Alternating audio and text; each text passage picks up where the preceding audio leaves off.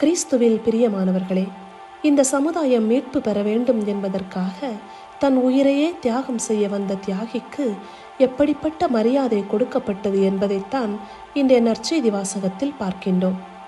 பாதங்களில் தைலம் பூசுவது யூதர்களின் வழக்கத்தில் பொதுவாக ஒரு விருந்தினருக்கு காட்டும் மரியாதை என கூறலாம். மரியா இயேசுவின் பாதங்களுக்கு தைலம் பூசியது அவரின் பாடுகளுக்கும் மரணத்திற்கும் ஓர் உடனடி முன்னுரையாக விளங்குகின்றது. இந்த புனித வாரத்தின் முதல் நாளில் மரியாவின் இந்த செயல் இயேசுவுக்கு பொருள் ரீதியாக மட்டுமல்ல, நம் இதய அளவிலும் தாராளமாக கொடுக்க நம்மை அழைக்கின்றது.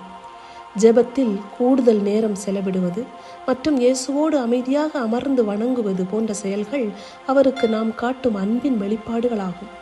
இன்று இயேசுவோடு நாம் கொண்டுள்ள அன்பை எவ்வாறு வெளிப்படுத்தலாம் என்பதை பற்றி தியானிப்போம்.